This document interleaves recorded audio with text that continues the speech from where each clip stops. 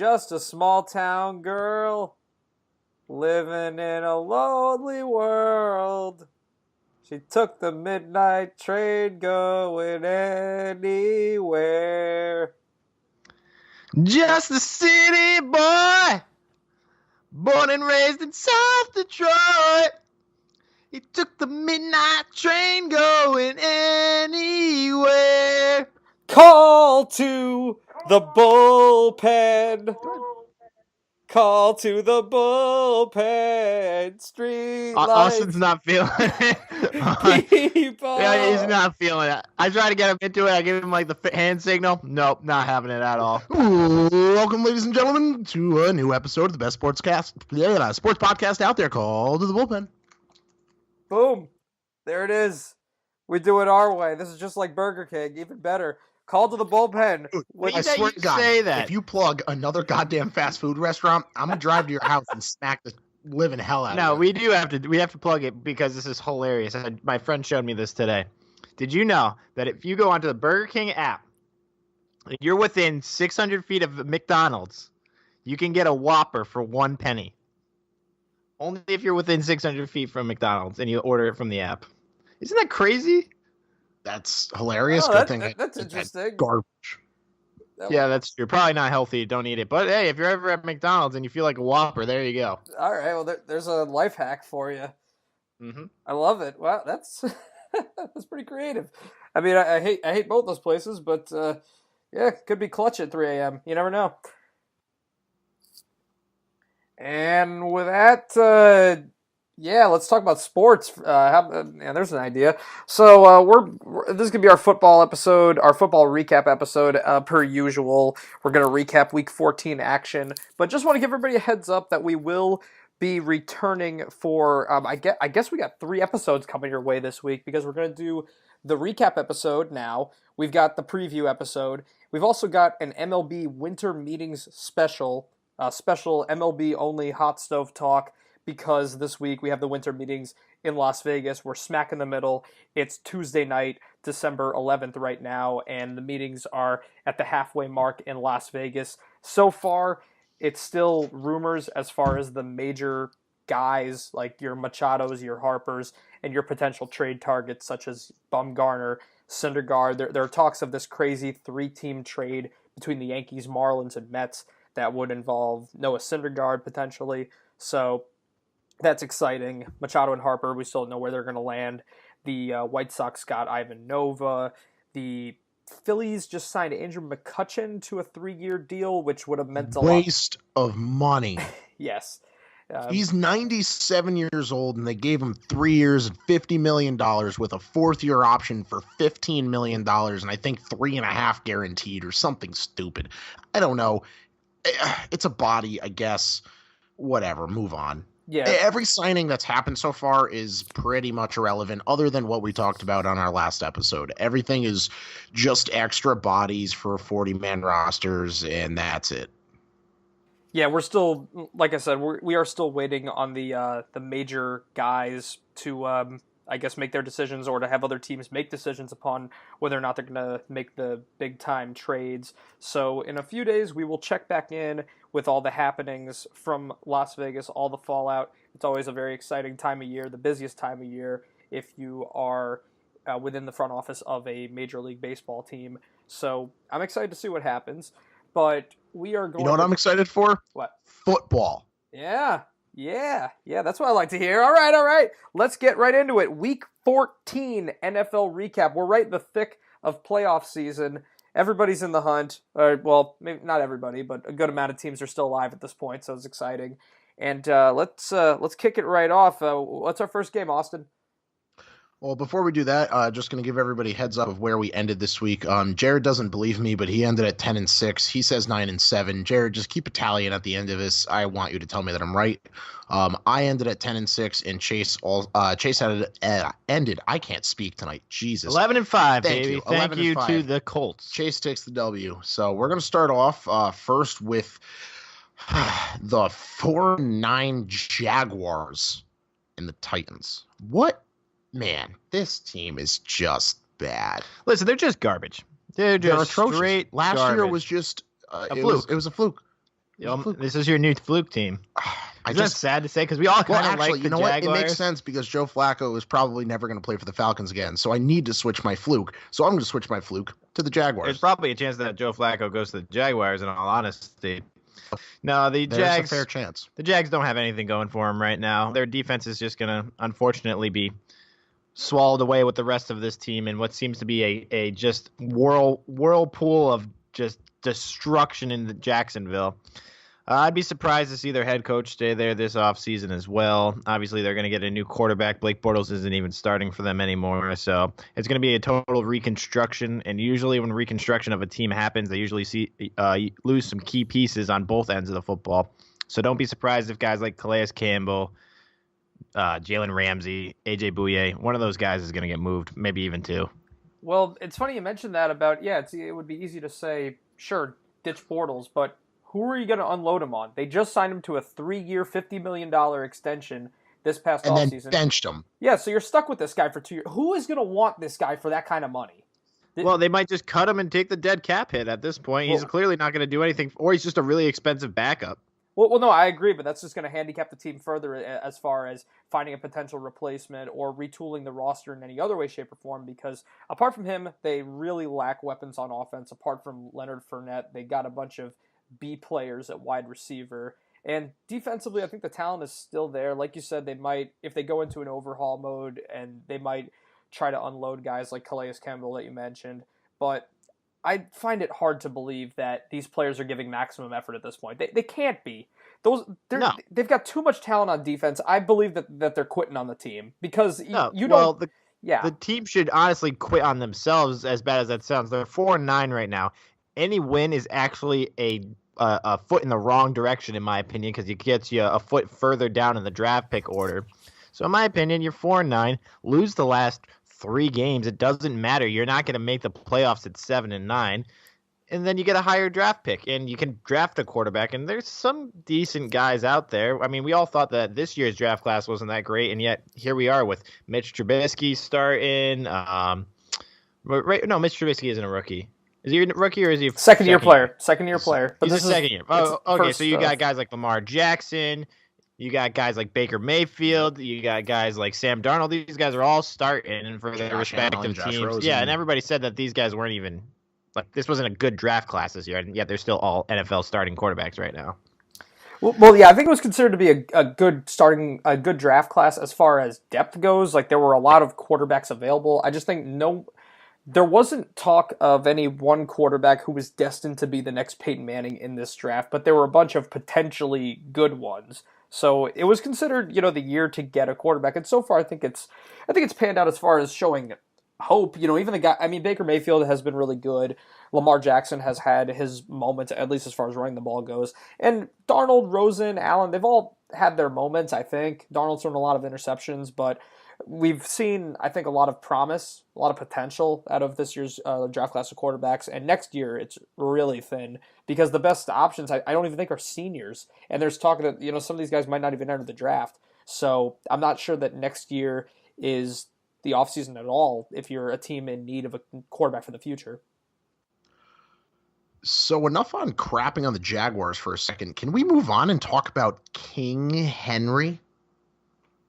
Oh, God. I was like, what are you talking about? King Henry. Listen. 4 touchdowns, baby. I want everybody to remember. The best rushing touchdown in NFL history. Tied for best. Come on, with who? Tony Dorsett. That's fair. Tied for the longest, rather, not the best. Best is obviously a relative term.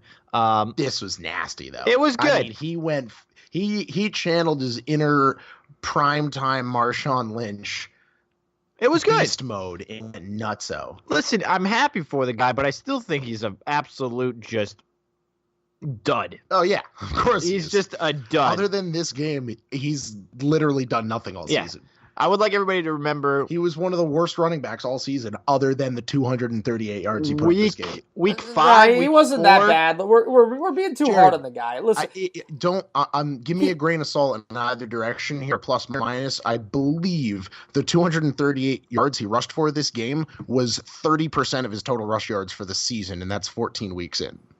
Correct, but he's in a tandem situation, and he only has 145 total carries on the year. And in his career yard, I mean, he's a third-year player. Career yard per carry, 4.5. That's nothing to sneeze at. Is he a bona fide starter in this league? No, but he's been fine in a tandem situation. Did anyone think he was capable of this? Absolutely not. But he's not like the worst running back ever. I mean, no, he's like Isaiah Crowell. Isaiah Crowell ran for like 219 yards on the Broncos in Week 5, which was what I was trying to get at. And look what he's done the rest of the season. Absolutely nothing. It happens. It happens. Yep. Especially against a Jaguars defense that just doesn't care, like we just talked about. So it's true. You don't get the either way, good game from Henry. Yeah, congrats. You got to give him a thumbs up here. I was more just making a joke than anything, but obviously he was the workload. Mariota barely did anything. He didn't have to do anything, obviously. So Titans win this one 30-9. 30-9. Anybody have anything else? Very good. Moving on. One thing I'm going to say, though, is that Tom Coughlin has been, it's been reported that he's been very, very angry with the current state of affairs in Jacksonville. I am excited to see if he potentially does Stop with the Giants garbage. No! What Giants garbage? You don't think Tom Coughlin could potentially come out of retirement and coach this team next year? No. He doesn't want to. What, the Jaguars? No way. He doesn't want to. Why would you want to? I wouldn't. Yeah, I don't know. I would like to see it. I'm a big Coughlin fan for obvious reasons, and I would like to see him maybe give one more run at it. He's nice and warm and cozy in his general manager spot or whatever he's got, his front office spot. I'm sure he doesn't want to go back out to the field. He gets very emotionally invested in this game. I wouldn't put it past him. I don't know. He'd also have a heart attack if he came back on the field. So we're going to move on and talk about the now 11-2 Saints beating the now 5-8 Buccaneers. We all picked the Titans we all picked the Titans on that game except for the house. That's correct. We all picked the Titans except for the house. The coin flip picked the Jaguars. Now we're moving on to the 11-2 Saints beating the 5-8 I'm happy Buccaneers. that the Saints won decisively. Decisively. I'm happy they won decisively because I thought this could be kind of a trap game. Obviously, the Buccaneers beat them in Week 1 this season already, and everybody knows that in-division games always seem to be a little funky. But I'm glad that they could take care of business on the road in Tampa Bay against a team that's already bested them once this year. I think it shows that they've got a lot of grit and determination for what could be their, Super Bowl winning year. In my opinion, I think that they're probably the best team in the NFC. That's my personal opinion. Obviously, we can talk about that. And I'm glad that they could take care of business on the road. Well, Chase, I know you said you're happy that they won decisively and that this could have been a trap game. For half of a game, it was a trap game. The Bucs were up 14-3 at the half. Breeze was stifled throughout that period. He only finished with just about 200 yards. This is the third straight kind of underwhelming performance from him where he hasn't completely lit it up like we know he's capable of. And the Saints, they really turned it up in the second half. I got to give them credit because it's very tough to come back down from 2 scores on the road against a division rival and right the ship and dominate in the second half. But part of it was self-inflicted wounds with the Bucs, missing field goals. That blocked punt really changed the game. That was a big momentum swinger in the Saints' favor. And kudos for them for capitalizing and turning it around, but it was a pretty miserable first half for this bunch. Again, this is the Saints' offense that really, now you look at the Cowboys game also the previous week, they haven't looked like their old selves in a few weeks now, and I think that playing against the Panthers next, we'll talk about it more in the preview, but I think that, they're facing, a defense that's been pretty porous. Hopefully they can get back on track, because I think that they're really going to need to absolutely blow teams out of the water if they want to get to where they want to be in the Super Bowl. And they're totally capable of getting there, but I disagree. I don't think that they're going to have to blow teams out of the water. Their defense has proven that it's good enough to keep teams under 21, 28 points, whatever the median of the or whatever the average of the NFL is this year. I think that their defense is probably one of the better defenses of all the, like, if we're talking Chiefs, Rams, and the Saints, I think the Saints are just as good as, probably better than both of those other teams. I just think that the Cowboys game showed they don't handle adversity all that well. And if they get, you can come back down from 2 scores on, in this situation at halftime against a poor team like the Bucs, who are going to shoot themselves in the feet. But if they get down like this against the Bears, I don't think that there would be coming back from that. Well, who are you saying does handle that better? Because the Rams just lost to the Bears. Obviously, we're going to talk about that later. So I'm saying that out of the top teams, the Saints are the best, and you haven't proven that one team's better than the Saints yet.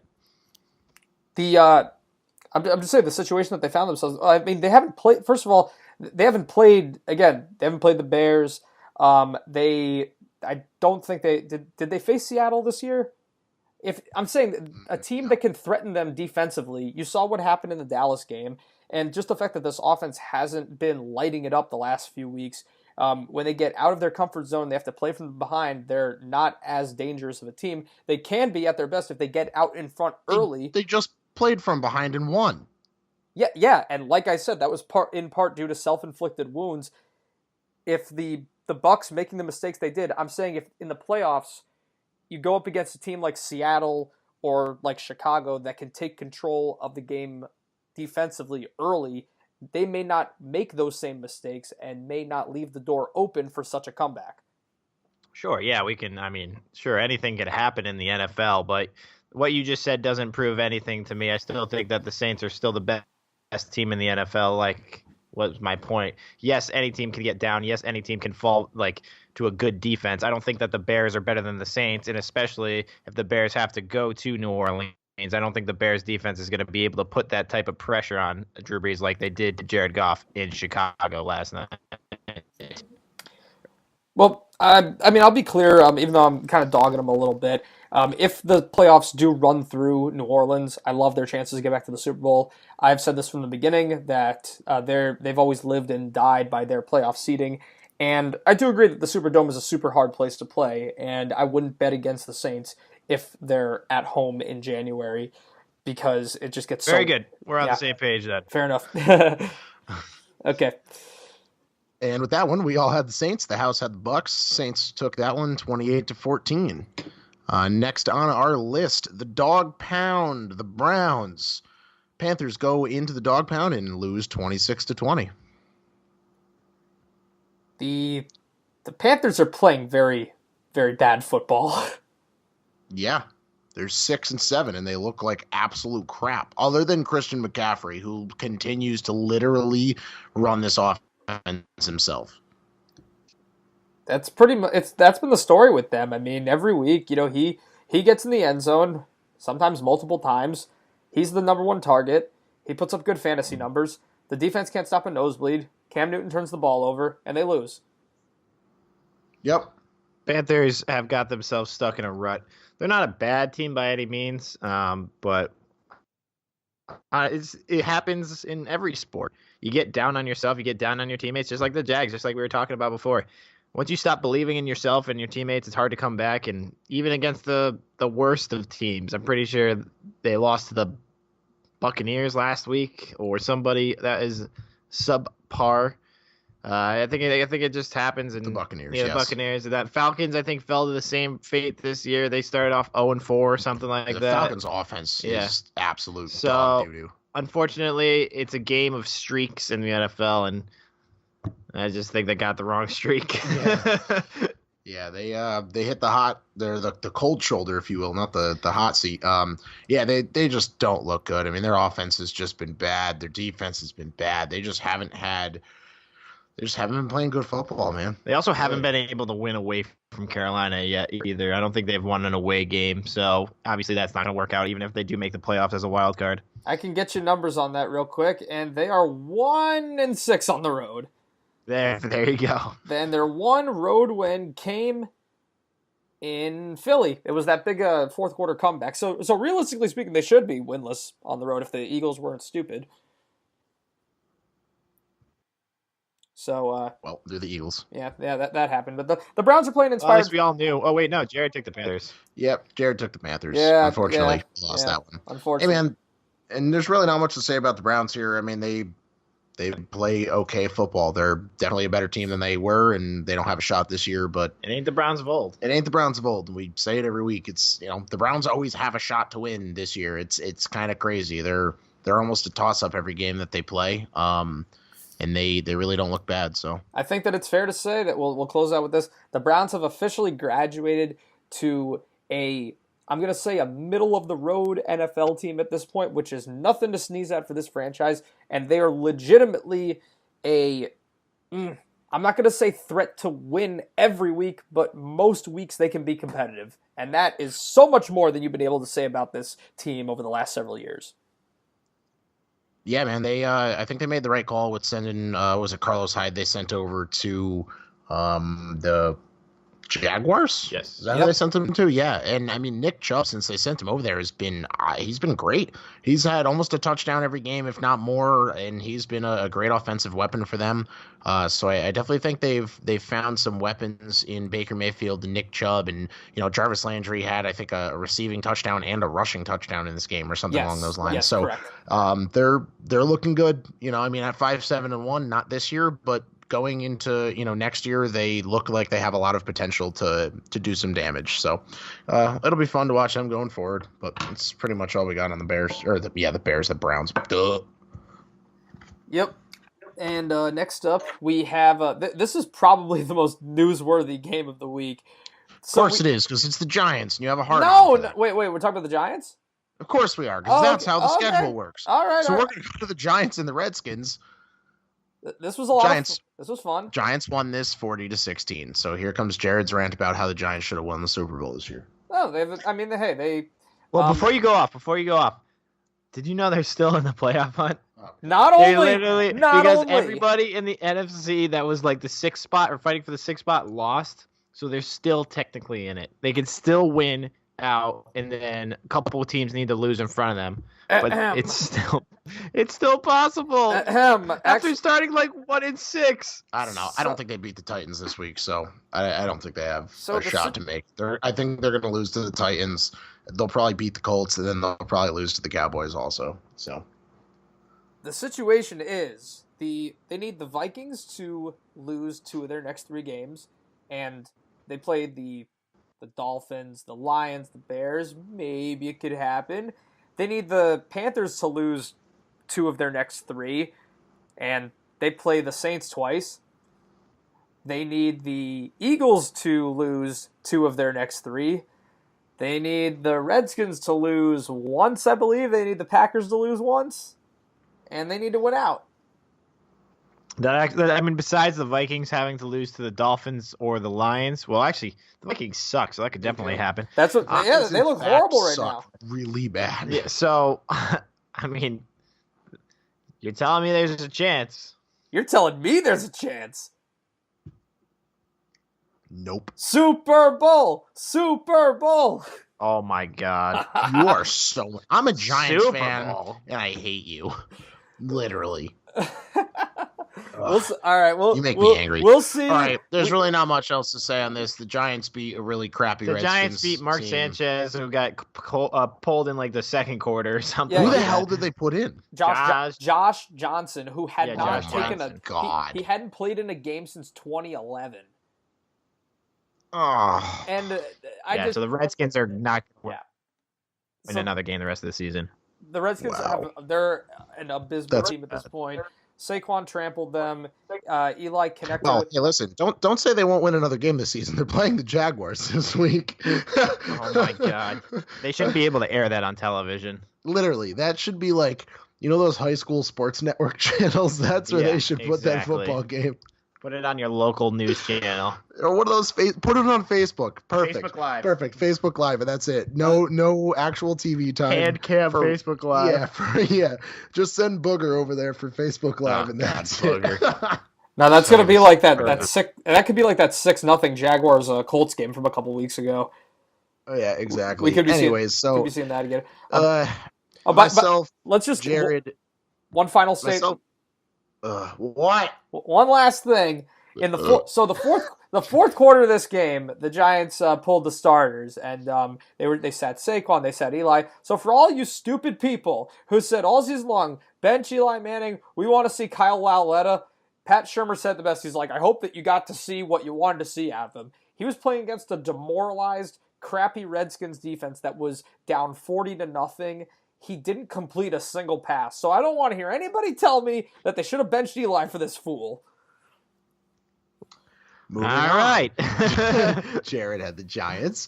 I had the Giants. The house had the Giants. And Chase, you had the Redskins. I did? You did. All right. Well, that was a mistake. You don't All right, say. Moving on to the Falcons. Whoops. Miscalculation. Yeah, exactly. Moving on to the Falcons at Green Bay. Another just waste of football game. I did not pick the Falcons here. I always pick the Packers. I don't know, man. Oh, We'll man. Go back and listen. I guess, yeah. You're just stupid. Oh, you know what? I do remember. Yeah, you were saying like a divine intervention, like reverse psychology. Like it makes no sense, but the Falcons are going to win anyway. I remember you saying that. I bet you wish you could take it back now, don't you? I guess. Oh, you know what? I do remember that because I thought that. Oh, yeah. All right. That's fine. Fine. Both these teams look like crap coming into this game. Man, I so suck at picking. All these picks I've got wrong, and This week was also just an absolute fuck show, so really we can't be that mad about it. This game sucked. The Packers sucked. The Falcons sucked. The Packers won 34-20. I mean, Aaron Rodgers looked better, I guess. Literally the only reason they won this game is because the Falcons are trash this year. Yeah. Trash. All right, listen. The Falcons, who put up 174 points a game, only scored 20 against the atrocious Packers defense. Yeah, that's true. I mean, it is in Lambeau, though. It doesn't matter. I don't think the Falcons have scored over 21 points in 7 weeks straight. Yeah. I'm going to look right now, and I can tell you, I don't think they have because they can't score. It's been a forgettable year for the Falcons. They were down 34-7 going into the fourth quarter too. So all right. So here we go. Ready? They put up 20 this game, 16 the game before, 17 the game before, 19 the game before, 16 the game before, and then finally 38 against the Redskins, and then 23 against the Giants, 34 against the Bucs, and another 17 against the Steelers. So yeah, you're right. They're pretty much average less than 20 points a game. That's pretty bad. Yeah, they're lame right now, but the Packers' offense is, they put up 34 in this game. They took advantage of some short fields, but Aaron Rodgers, again, wasn't really carving it up against a defense that's looked abysmal at home. I mean, his numbers overall, he didn't really, the offense didn't perform nearly as... Aaron Rodgers has disappointed me for 2 years in a row. Last year, he gets hurt. This year, he scares me by getting hurt in the first game of the season. Then has a miracle comeback. I watched the whole thing. I'm like crying because it's the best thing I've ever seen since John Elway freaking took the Broncos to a Super. Actually, Von Miller took the Broncos to the Super Bowl in 2015. So it's the third best thing you've ever seen. Third best thing I've ever seen in my life. And then it just turns out to be a waste of a season. Waste of a season. However, I do want to bring something up before we get into the second half of games here. I know what you're going to say. What do you think I'm going to say? I think you're going to say that if the Packers can find a way to beat the Bears, there is a way that they make the playoffs this year. Yes, it is. Yes, it is. Who would you rather see in that 6th spot? The Packers? The Giants? The Vikings? The Panthers? Or I think the Bucs were the last one, but the Bucs lost, so I think that they're officially out. I'd rather see Aaron Rodgers. That's what I'm saying. Aaron Rodgers is going to sell tickets. There's a chance. There's always a chance when there's tickets selling on the line. Based on the schedules of the remaining contenders, I'm going to say that the Vikings most likely. I'm going to put the Packers right behind them. I'm going to put the Giants behind them then, just because I think they have a more favorable schedule. Like the Eagles are ahead of them. Panthers are ahead of them. They play better teams. But I think the Packers, they just have to, if they win this week, they kind of control their destiny toward that slot. Because then 8-7, I think that they play 2 really easy teams the last 2 weeks. I think the Vikings have to lose twice, though. Yes. I'm not sure. Or maybe not. Maybe they only have to lose to the Bears. That'll be interesting to look up. But yeah, I think the Packers can get in. It'll be interesting to see who takes that 6th seed because the 6th seed's going to end up playing the Bears most likely. So it's either going to be the Bears versus the Vikings the first round or the Bears versus the Packers first round. I'm sorry, but if you're a Bears fan, you don't want to see an in-division rival first round of playoffs. Or the Bears versus the Giants. Stop. In a perfect world, Jared. You make me so mad. From 1-7 to greatness. Can't It would be wait. a hell of a story. They could lose 40-0 in that playoff game too, and the fact that they made it. Can we stop talking about the Giants now? all right. Yes, let's move on to the much better game, or teams, I should rather, the Jets and the Bills. Jets and the Bills, baby. Jets win 27-23. This game sucks. Why does every game this week suck? Dude, every game this week sucked. No, it was so didn't. bad. I was shocked. I was shocked. I went 11-5 because I was like, there were so many ridiculous, crazy games this week. Yeah. All I'm going to say Broncos about lost. We'll get there. Well, just you can hold in your crying for another few minutes. all I'd like to say Jets, about Bills. the Jets Bills Jets game. win. Jared has the Jets. Josh Allen ran for 100 yards and has become the most yardage run by a QB in the span of like 4 games or something like that, outrunning Michael Vick of Prime. Wow. Yeah. Interesting. He ran for 300 yards in the last 3 games, I think, or 4 games. And that beats Michael Vick's 274, I want to say. Oh, wow. Yeah. Pretty neat record. And Interesting stat. pretty high yards per carry average too, considering that he's getting all these like massive rushing performances, but he's running it like 9-10 times a game and getting over 100 each time. So he's got the hot feet right now.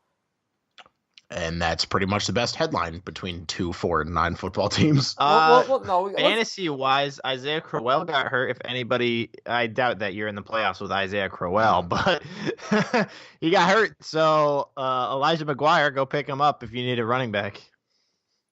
I do need a running back. There you go. Might have just. Oh, I forgot. I just helped you out, or Jared, because you and Jared are facing each other. Oh, right no, now. I'm going to pick him up right now. Waivers.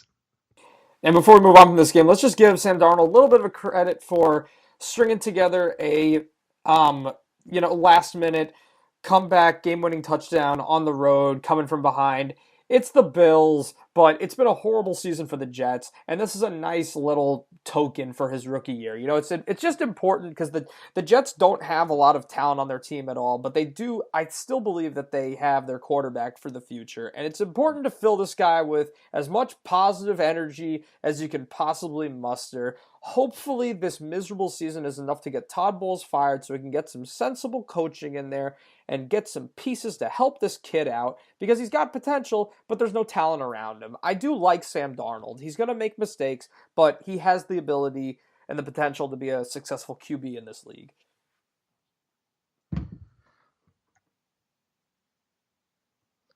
Yeah. And yeah. I mean, Yeah. I you said pretty much everything that I would say there. Yoop. Patriots at Dolphins.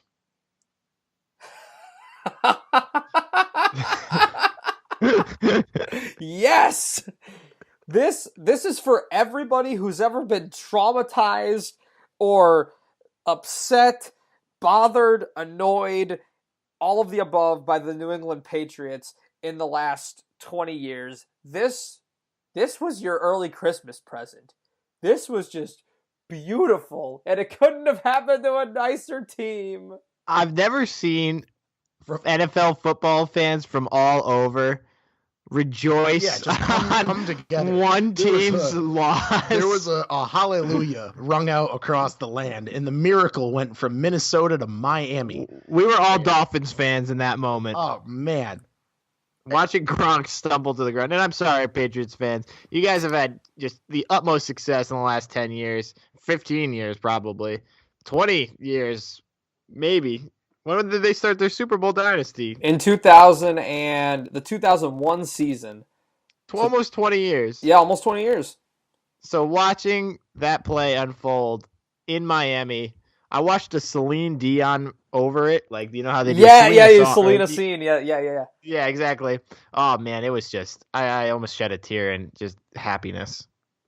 It's funny because like the days leading up to this game, I was really excited because the Dolphins have had the Patriots number. They beat them coming into this game the last 4 or 5 times in Miami. And the whole week leading up, I kept listening to the Hootie and the Blowfish song because it's partially inspired by the Dolphins because Darius Rucker's a huge Dolphins fan, and I was like just starting to get the Dolphins hype like running through my Getting veins. the feels. Yeah, exactly. And I'm like, yes, this had to happen this week. Oh, I'm so happy. I'm happy for them. I'm happy for their fans. Ryan Tannehill, he like collapsed to the ground in just like pure exhilaration. The play, we haven't even talked about the play, which is this awesome freaking last second. What was it? A double lateral, and Kenyon Drake finished it off by, I think his part of the run was like 50 yards or something like that, right? 49 or something along those 69. lines. Was it? No, it was a wasn't. 69-yard play. But he's saying Kenyon Drake's. No, I don't know what Kenyon portion. Drake's portion was. Come on. I literally think it was 49. Yeah. Either way, just watching this happen was incredible. I had the Patriots winning this game. So, oh no, actually, did I? Yes. Yeah, I convinced Jared to go to the Dolphins. Right. I had the Patriots winning this game, so I was a little pissed. But you know what? It was worth it. Yeah, it was absolutely worth it. Absolutely worth it not to see the Patriots get a first-round bye. But I think that ends up changing it because of a game that happened in the 4:00 time slot. Yeah, I think they still Yeah. It's a shame. It's a shame. Is that what we're talking about? Yeah, we'll get there. He's talking about the Texans. I know. We'll get there at some point. God. You're going to cry about your freaking Broncos, you Not yet, I'm not. Son of a... First, we're going to talk about the Ravens at the Chiefs. Yes, we are. Guess what? Chiefs win again. Not by 107 points this time, but by 3 in overtime. I think this game shows that they are beatable. Well, obviously they're beatable. In their defense Arrowhead. sucks. In Arrowhead. It doesn't matter where they are. Their defense sucks. Right.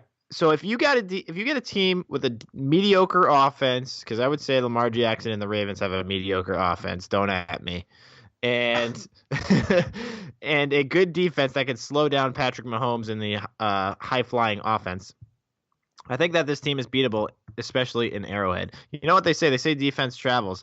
So if the Chiefs have to face somebody like the Texans or somebody like the Ravens again in the first or in the second round, I could see an upset happening, honestly. I could see it too. And I'm going to mention some recent Chiefs postseason numbers. I understand this is Mahomes' first season, but it's not as new of a team as you'd think because they're still returning weapons from the last couple of years, even though it's obviously Mahomes is the best quarterback to come to Kansas City in quite a while. I want to mention the history because of Andy Reid. He's been the coach during this period.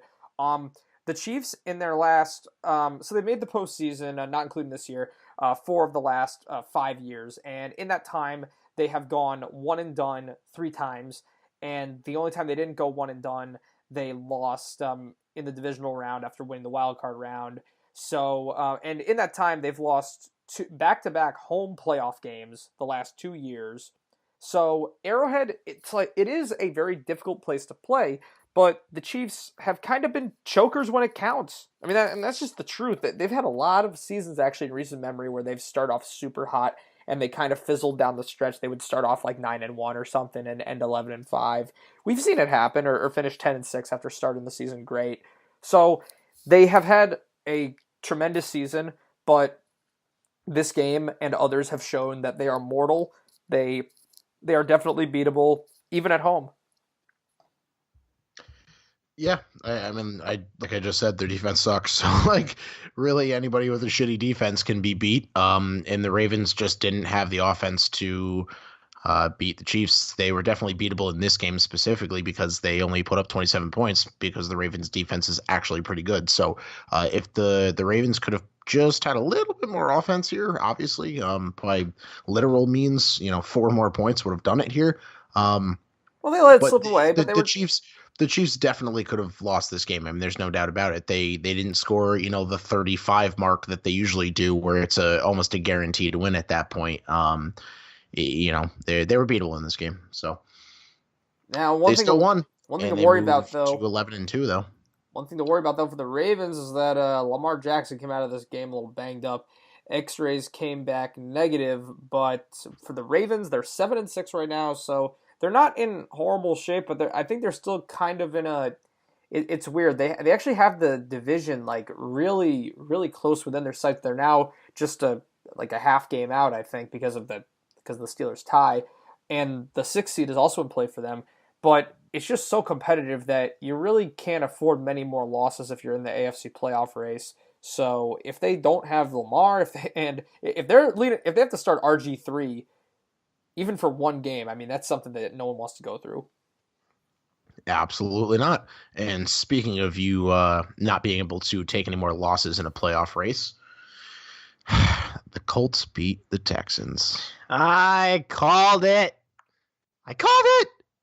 Uncalled football pen. I'm sorry, I don't mean to rub this in, but I need to get my win because I'm about to take. The next one's the Broncos. I'm about to take it out. Exactly. Exactly. You're about to take a pretty big. Basically, the way that football works, everybody, as soon as you think you know a team, they change up on you. So the Colts, they have an 0-6 loss to the Jaguars. What does that mean? That means they're going to win the next game. And unfortunately, the Texans happen to be the Colts next game. Literally, that was the logic that I used, was that this is how football works. I bet you the Colts win. And that's what happened. Texans are still in good shape, though. Oh, yeah, they're in the 3 seed. They're in the 3 seed. They have a shot. I don't think, honestly, with the way that these other teams are playing, I don't see them getting very far in the playoffs. Yeah, they'll probably get to the divisional round. I really had high hopes for these guys, especially if they rode a winning streak into the playoffs. Yeah, I could see them upsetting some people and having that miracle, what would it be then? A 14-game win streak, 13-game win streak, whatever, 13, to win the Super Bowl. It would be a little crazy, but I could see it happening. Now, there's a lot better teams out there. Really, I mean, the Texans are great. Don't get me wrong. But I am disappointed in you. I'm disappointed in you, Austin. After all this Texans win out stuff, you're going to give up on them after one loss. Yeah. Hang on. Yeah. Hang on. I said they had to win out. Did they win out? No. Hang on. Hold your horse. No. All right. Exhibit A. Order in the court. Did I say the Texans were going to win out? Yes or no? Yes. Okay. Did they win out? No. They failed you. Which means I now believe there are better teams out there. All ties to the Texans have been lost. I still think they're a great team. I just said I still think they're a great team. I wouldn't say they're great. I would say they are a good team. They are not top 5. I didn't say they were top 5. That's why I just said there's other teams that could beat them. Yeah, well, I figure great is like top 5. That's fair. Listen, guys, listen. I think that the Texans, if they wind up having to play in the divisional round, not the worst thing ever, because this team, I think you just mentioned it a couple minutes ago, they thrive on momentum. They need to get hot and just keep it rolling. And their next 3 games are the Jets, the Eagles, and the Jaguars. So they can still enter. They just lost to the Colts. That means all of their momentum is now gone. Their next games are the Jets, Eagles, and Jaguars. They could easily win all 3 of those and enter the playoffs on a 3-game winning streak, having won, 12 of 13? That's momentum. And then lose whoever the hell they play to. I would take the Eagles in that matchup. I'm glad you would. Texas. But it's a very at the Eagles. I will also honestly end up. I'll give it this week and see what the Eagles do, and then I will decide. But I will, at this point, it being in Philly, I would also take the Eagles. In Philly, and the Eagles will probably be fighting for the last playoff spot. I disagree. The Eagles are going to lose. Take the Eagles in that. The Eagles are going to lose this week. They're going to be out of it at 6-8. I mean, who are they playing? The Rams. They're playing the Rams.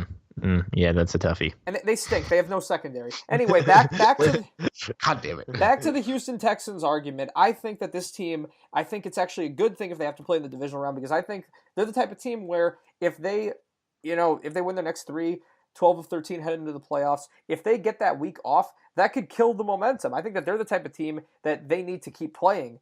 So maybe it's better for them in the long run if they don't get the week off. And I would agree that the odds favor the Patriots getting that first round bye at this point, but I think I still see a path for the Texans to the Super Bowl because I think they have a better defense than the Chiefs and the Patriots, even if they have to go on the road. That's fair. I don't think they have a better offense than the Chiefs or the Patriots. No, but they can still score.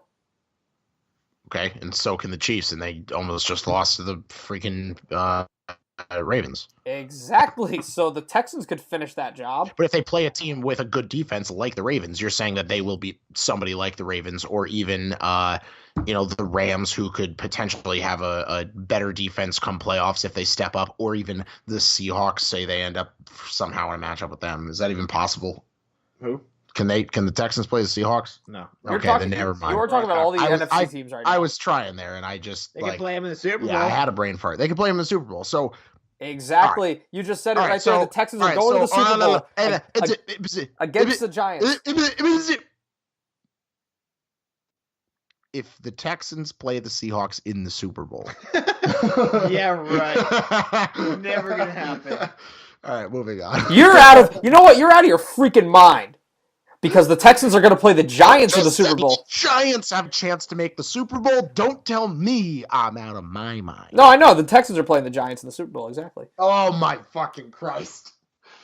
All right, guys, $100 on either the Texans playing the Giants Absolutely or not. the Seahawks. Absolutely not, because I just said the Texans are not going to make the fucking Super Bowl. All right, very good. I literally said it 5 minutes ago, and yet we're still sitting here arguing. Then let's move on. Thank you.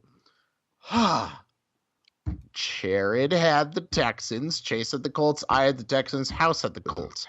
House takes a win. Chase takes a win.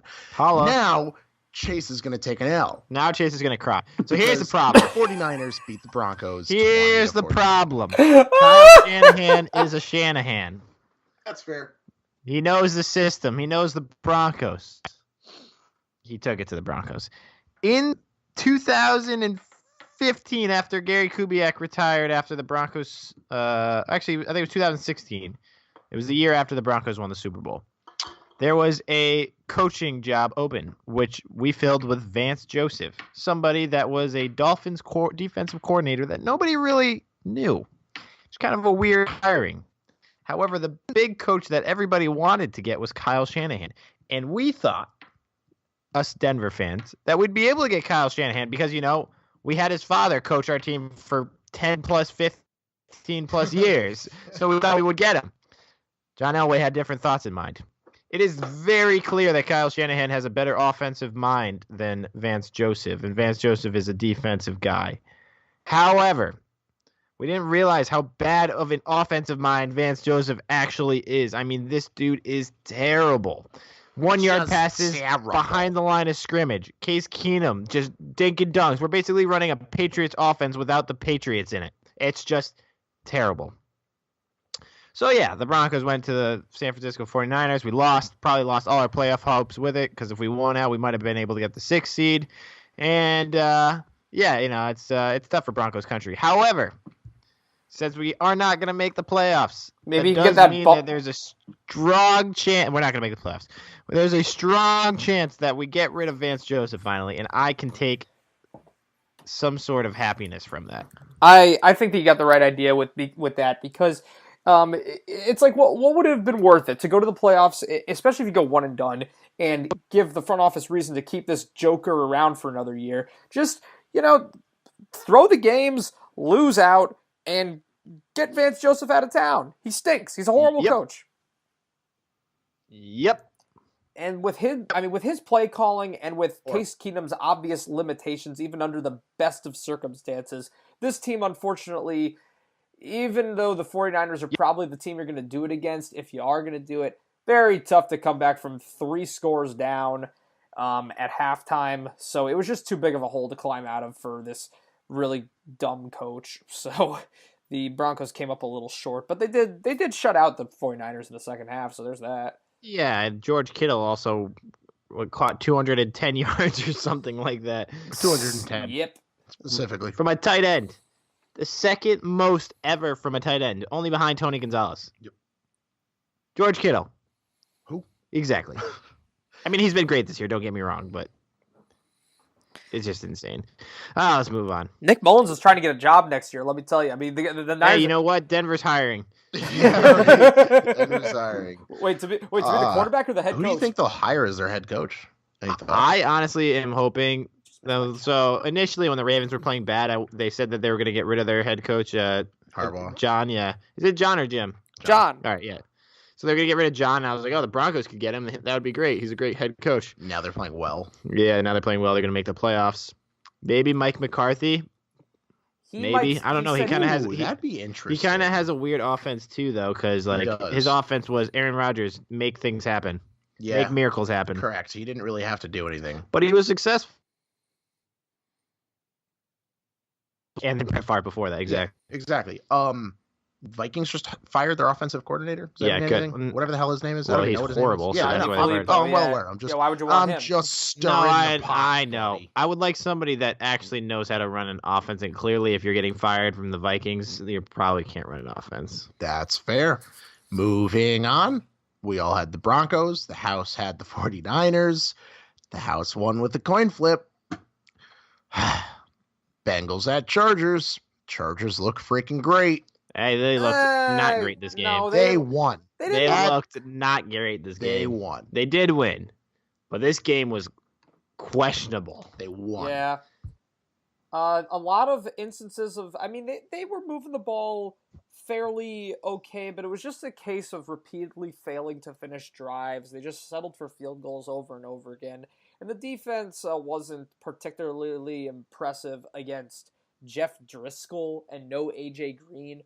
Granted, the Bengals did finally figure out that, hey, we got this Joe Mixon guy. Maybe if we hand the ball off to him a lot, he'll rush for over 100 yards. Go figure. He's probably a top 10 running back, so that's kind of what happens. So the Bengals finally figured out what to do when you don't have a quarterback and you don't have a wide receiver. But the Chargers are the more talented team. They didn't play their best football. I think they were looking ahead to that Chiefs game, but they still got the win. Yeah, and like I said, Chargers don't look terrible right now. I mean, they're winning football games, and just to look at their schedule going forward, yeah, this Chiefs game is actually going to be pretty tough now that I look at it. And then they play the Ravens and the Broncos, and the Broncos are probably going to be out of it. I mean, they are out of it, but they will be even farther out of it at that point. So this Chiefs game, I think, is really going to make or break a playoff spot here, and not a spot, but momentum, if you will, because what's this going to be, a divisional? Either an 11 tied for 11-3 or 12-2, 10-4. Is that math? Is that how math works? It's 10-3 versus 11-2. So yeah, it would. So if the Chiefs win, they'll be 12-2, and the Chargers will be 10-4, or vice versa. So, and if the Chiefs win, I believe that they clinch the division. Correct. So could be a tough loss here for the Chargers. So they really need to come out firing in Arrowhead. They could definitely pull this one off. The Chiefs are not unbeatable. We just said that a few minutes ago. So they could pull this one off with a good defensive stand and some high-powered offense, which they've been scoring, not a lot, but they've been scoring. So there's definitely potential for an upset here, and I think the Chiefs are probably favored in this game. So I'd call it an upset. Chase, you think what's an upset? The Chargers potentially beating the Chiefs in Arrowhead. You're picking the Chargers? No, I'm just saying there's a potential for the Chargers to upset the Chiefs in Arrowhead. Yeah, I mean the Chiefs should be favored in that game. If this was a normal week and they didn't have to travel on the road to Kansas City, I would say yes. But since it's a shortened week, I'm going to say no, that the Chiefs are actually going to probably beat them by 10 or more points just because they're playing at home. They've got to sleep in their own beds. They've had normal. Save it for the preview show! Oh, fine. But yeah. I was just throwing it out. Quiet, you. All right. What else do you want We'll from just me? talk about the Chargers. It's all good, Jared. Fine. We'll go to the preview. Jesus. No, I'm kidding. We'll go to the next game because Jared's angry. The Chargers won. Lions at Cardinals. Waste of freaking football. Can we just not? All you need to know is that Darius Slay had a pick six, and other than that, there was nothing to talk about here. Nothing. Literally. All right. So just out of principle, the Lions are now 5-8. The Cardinals are now 3-10. The Lions won 17-3. Moving on. That's really all we're going to say about this game. I love it. Absolutely. There's nothing to talk about here. Matt Stafford threw for 100 yards. Josh Rosen threw for 240 and an interception.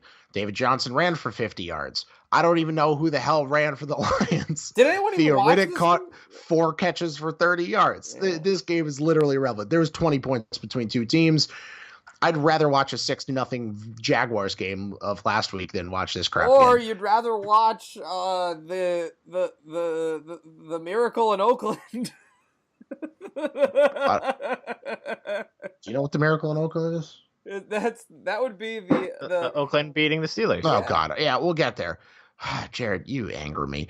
Eagles at Cowboys. This game sorry. actually kind of mattered. It did matter. This game was really ugly for the first 3 quarters. Teams just trading field goals. Both offenses looking really sucky. Cowboys defense has continuously looked impressive as far as their ability to pressure the passer. That's been definitely the most consistent part of their game over the last month, and that's a big reason why they've won 5 games in a row. Dak Prescott, he had the game of his life. He played his heart out. Amari Cooper. No, he didn't. I was going to say. No, he didn't. I was Dak Prescott sucks. gonna Amari give- Cooper just bails him out. No, I was going to give it with a caveat. The catch there was that he's playing against, again, a third-string secondary. And Amari He Cooper threw 2 picks. Yes, no, I agree. No. He No, sucks. Dak Prescott sucks, and they're going to pay him a stupid amount of money, and then their offensive line is going to go to shit, and then they're going to realize how bad Dak Prescott actually sucks. I'm totally with you. The final play of this game summed it up because literally he threw the game-winning touchdown because it bounced off an Eagles defender, and then Cooper caught it. Exactly. Listen, I'm fine with it because I have Amari Cooper in our league, and he just targets Amari Cooper with every single throw because he cannot look at anybody else. Eventually, he will play a defense that double covers Amari Cooper. It's that simple. I agree. They don't have if they I don't they would. The problem is that the seeding does not line up for them to face. I would love for this team to play the Bears in the playoffs. Unfortunately, that would be great. But they are going to. I think that if they continues at this trajectory, they're going to play the Seahawks in the first round, and with Frank Clark and Bobby Wagner, they can create some havoc up front. So The Seahawks defense is actually pretty good. That's so what yeah. I'm saying. So Seahawks are my surprise of the year, honestly. That could be the catharsis that we're all looking for because I think that the Dallas Cowboys, the Saints win was impressive. They caught them on a short week though. But other than that, I mean they look good. They're fine. They're a good team. Are they gonna they're not gonna blow anybody out. They're not gonna surprise. I don't think they're gonna upset anybody in the playoffs. They're fine. They'll probably win the first round in Jerry World, whoever they play, with Seahawks or the Vikings. I think that they'll win, yeah. But then they're going to go to the Rams or they're going to go to the Saints and they're going to lose. That's honestly, it's that simple, people. Well, I hope that they lose a little sooner than that. But either way, they beat the Eagles. I mean, they tried as hard as they could, but with all the injuries, they don't even have the pieces to stop a nosebleed anymore. That's why you see Dak Prescott. Eagles. Yeah. The Eagles have they have not looked like last year's Eagles. Just like Jaguars don't look like last year's Jaguars. These aren't my Philadelphia Eagles. No, not my Eagles. Nope. Super Bowl champs, guys. Yeah. Let's not forget Super Bowl champs. They got they're hurt, but I didn't forget. I said at the beginning of the season, before it even started, they weren't going to make the playoffs. Yeah, no, I said it too. I never forgot because I never remembered. This is what happens, people. It's a 1-year thing unless you're the Patriots. This is pretty much music to my ears too because I don't want the Eagles or their fans to ever experience anything good ever again. Any joy ever again. No, never. I hate them so. I hate them more than any other team in the NFL. All right, Jared. Yeah, Jared. Here comes your miracle in Oakland. Yes. So the miracle was actually Ben Roethlisberger's rib injury that allowed the Raiders to even be in position to rally in the second half because Joshua Dobbs played 4 series and 4 series too many for the Steelers, and that allowed their offense to stall out, and then the Raiders were able to. I mean, let's not discount the fact that the Steelers' defense was unable to stop the Raiders' offense, the same Raiders' offense that I believe scored 3 points against the San Francisco 49ers. So this is so embarrassing, but Ben Roethlisberger, he has never won in his career in Oakland, And the Steelers, it's so funny because they're down late in this game, and they put together. They were watching the Miami and Patriots game. They put together a crazy hook and lateral to get down to the 20. And then the field goal's blocked. Yeah, that was insane. He actually, I'm pretty sure this is the same field goal that they missed the call on, right? Yes. Yeah, he clearly hit the lineman, and you're not allowed to touch the lineman, and you're not allowed to use your teammates as leverage either. And he No. did both of those things. No. You're thinking of the wrong. You're thinking of last night. You're thinking of. Oh, that was last night. Yeah. All right. See, that's why I was double checking. Oh no. No funny business here. No, you're thinking of the Seahawks and Vikings game. Oh, very good, very good. But yeah, either way, blocked field goal here. Derek Carr. This is one of the potentially. I mean, I think that this is going to be the final year in Oakland for this team, and it shows that the Raiders they've got a little. They still have some drive and will and in their hearts, even though they're horrible. This was at least something that resembled what the National Football League stands for, and that they still wanted to be a part of that in some capacity. So good for them.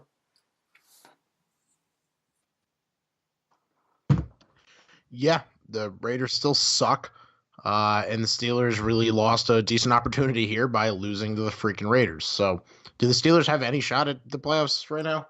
Oh no, they have a shot, but they're in so much trouble. They have a shot to miss the playoffs. They're in doo-doo. I think that the pressure's on for them to win at home against. Basically, if they don't win the division, they're probably not making playoffs. Because if they lose again and the Ravens continue to win, the Ravens will overtake them. And then since they have the tie, they're not going to take the 6th seed. Somebody else like the Dolphins or the Titans or possibly the Broncos will take the 6th seed. So the Steelers actually need to get their shit together, and they got to beat the Patriots. They have to beat the Patriots because the following week is in the Superdome, and as we said, ain't nobody walking into New Orleans and beating the Saints. In the Superdome. Can you imagine? They'd lose the Patriots, they'd lose the Saints. That's it. Season over. Yeah, that could be it. Because then that basically means that the Ravens at 7-6, all they have to do is win 2 games. Because the Steelers, the best they could do is 8-7-1. The Ravens could be 9-7, and the Ravens 2 of their last 3 games: Bucks, Chargers, and Browns. And the Steelers, the Steelers could easily drop 2. And if the Ravens just beat the Bucks and Browns, they win the division. Yep. Crazy. We got a fun couple of weeks ahead of us. We sure do. Playoff season. Next up. We all had the Steelers besides the house. The house had the Raiders. Freaking coin flip. Next up, Rams at the Bears. Da Bears. Bears. Guess what, Jared? Bears. You're wrong. What? Wrong. We had a bet. Wrong. We had a bet. Oh no. You said the Rams would go 15-1. Oh no, wheel of punishment. Guess what? They lost. They did lose. What was the bet? Do you remember? Wheel of punishment, I think. No, I think it was something else. There wasn't anything else. Back and listen. I don't remember. No, I think it was something else. I don't think there was anything else. I think we had an actual bet here. No, we didn't have an actual bet. I didn't put any money. Oh, no, I know. We're doing some research, buddy. We're going to find this out. Austin? Well, listen, I'll find out. All right, Austin will find out for us. He's our technical guy. Yeah, the Bears won here because the Bears played at home, and Khalil Mack is an absolute monster. Doesn't matter how good your offense is. If you can't snap the ball without getting tackled, you're not going to be able to play football. That's what Khalil Mack does. Bears are going to be a serious problem in the postseason. I have 2 things to say about the Rams' performance in this game. Well, first of all, credit to the Bears. They have a terrific defense from the line to the secondary. They're great. They're the best defense in football, and they're playing phenomenal. I give them tons of credit for absolutely stomping out this Rams offense that's been lighting up teams all season long, and the Bears, they just didn't give a shit. So credit to them because they played a great game. But I have to hold Sean McVay's feet to the fire here because I think that, and he will tell you himself, he called a horrible game for his offense. The play calling here was really bad. First of all, out of his hands, the offensive line did not show up. I mean, you gotta hold your blocks to a degree. I know it's hard, but if you're going to beat the Bears, you can't get steamrolled instantly every time you snap the ball, like you just said, Chase. So the offensive line at times didn't give Goff a chance. But beyond that, the play calling here, here's the thing. If you go back to the Giants-Bears game last week, and I mentioned it because the Giants won and they scored 30 points. The way to beat the Bears, you have to be patient. You have to attack with the run. You have to use tight ends in the middle of the field. You have to dink and dunk. Not necessarily in the sense of checkdowns, because behind the line of scrimmage is a bad idea, but you have to use the middle of the field, and you have to just tack on those 5 to 6 yard gains, stack them up, and string together drives. You are not going to be able to beat this team in the secondary. You cannot throw deep against this team because either A, the play will take too long to develop and you will get sacked, or B, you will get intercepted, and both of those things happened to Jared Goff in this game. The Rams are used to the spread offense. They're used to sending all the wide receivers out down the field and hitting these big bomb throws, and you just can't do that against the Chicago Bears. McVay should have pivoted. He should have given the ball to Gurley more. Gurley had 6 carries going into the fourth quarter of this game, and the pass wasn't working at all. So you explain that one to me. I think Sean McVay, a young coach in the NFL, I think he's learned from this. We will see how well he's learned from this, but this was just the wrong game plan. Yeah, if anybody's going to learn from it, I think Sean McVay will do a good job doing that. I think he's got a lot of potential to be a great coach in the NFL. I don't think it hurts the Rams too much besides their seeding. They're still obviously going to get the 2 seed now with the loss to the Saints earlier on in the season, but it'll be interesting. They might end up playing the Bears because the Bears will be the 3rd seed in my opinion. So we might see this game happen in the playoffs again. Yeah, I agree, especially considering the Saints control their own destiny right now.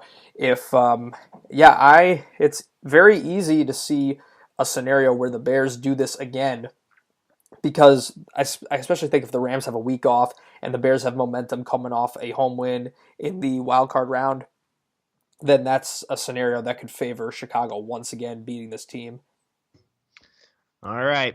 We just got clarification, or confirmation rather, that it was a wheel of punishment bet and wasn't anything else. Phew! I'm a little disappointed. I thought My that wallet we is safe. something else.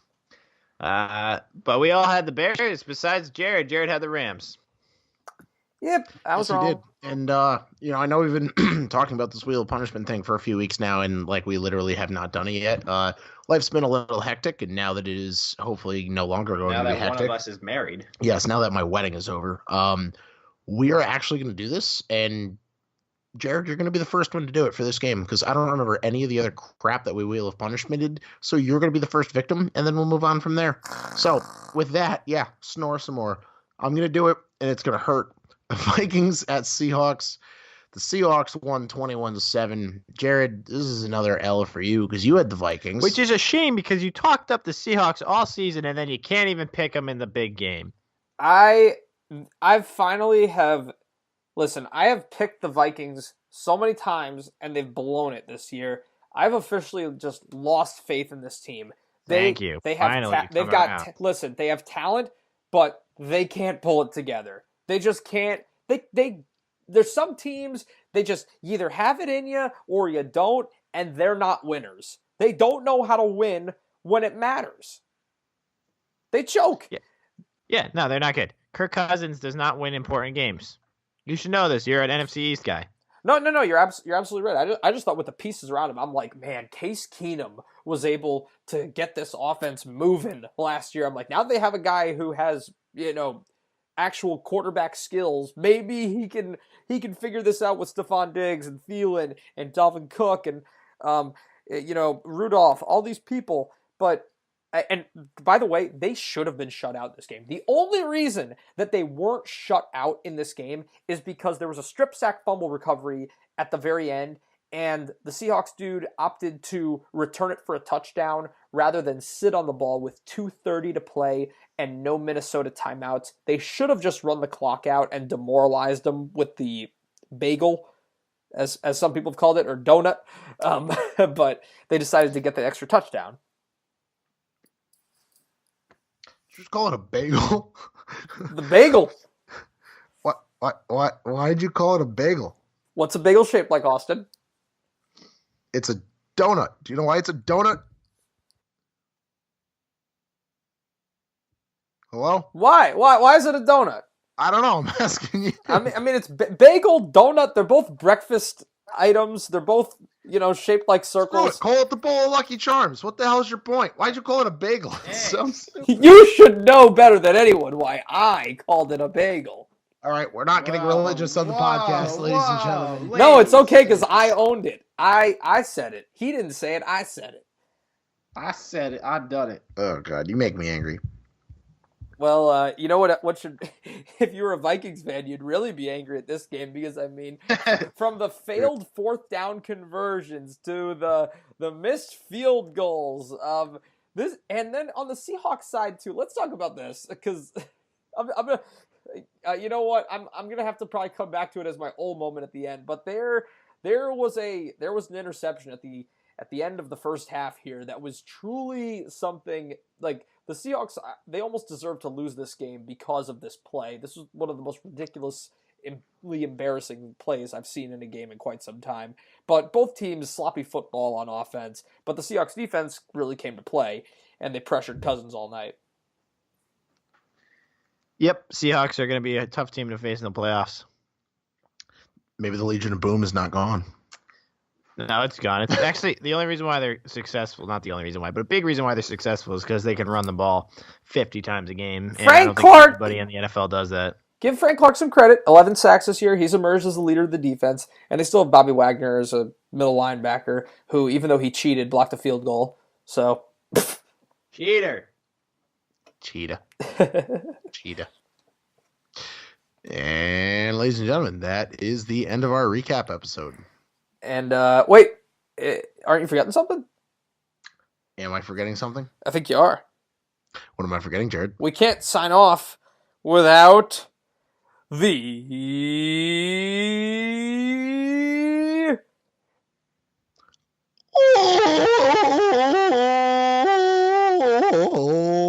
moment of the week.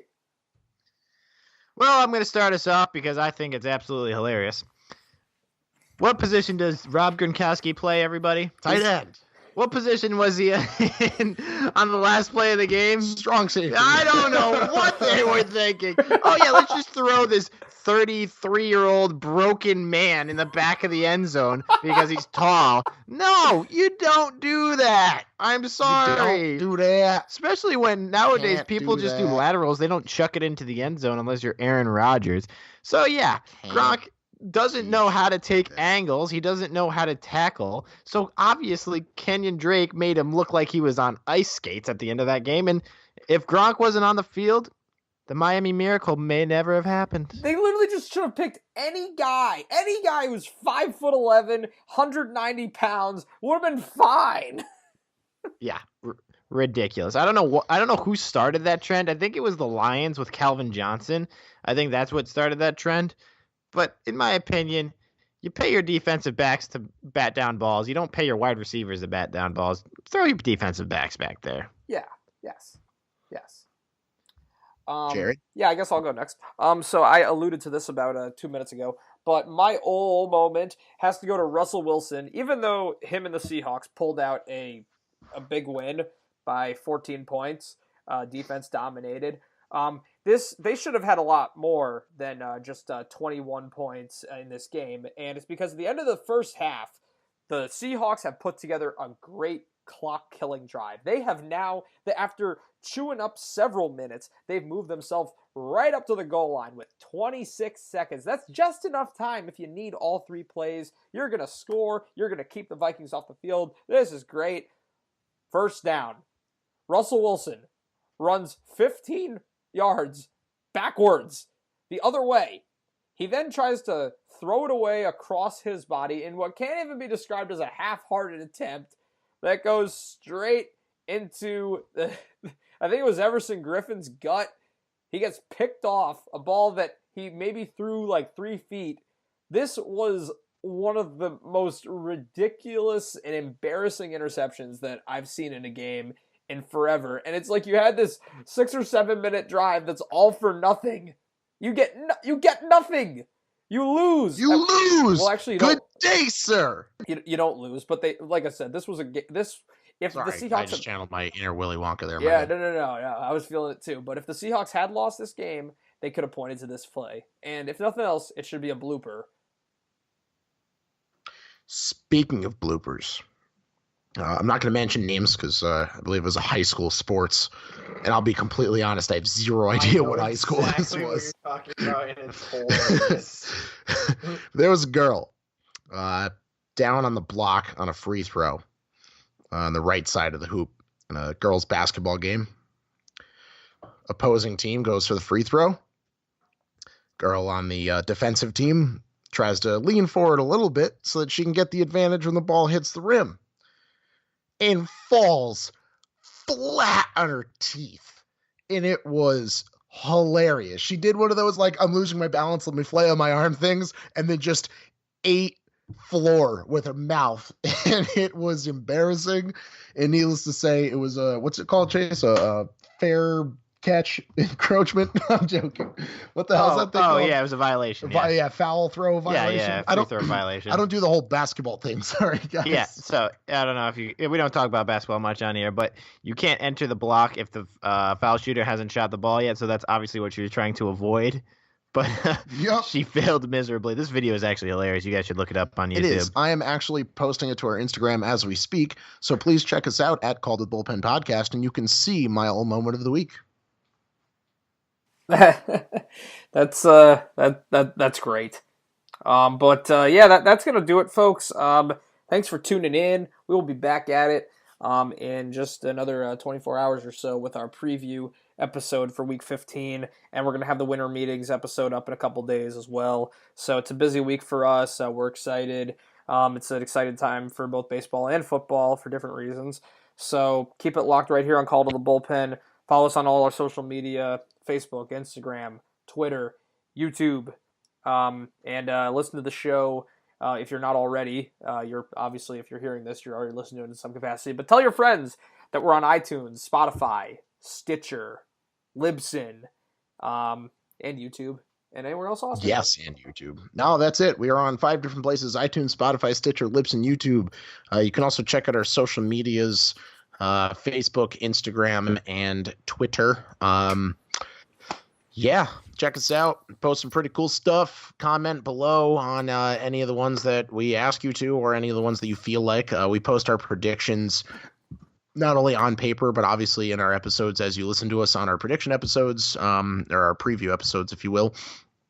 And we recap, some of the good stuff that we talk about here on paper, so you can see it there. You can see some of the comments, see the schedules for the NFL week, especially with some of the breaking news that's going to happen in the MLB in the next few days here. Probably about 2 days is the end of the winter meetings, I believe. Correct.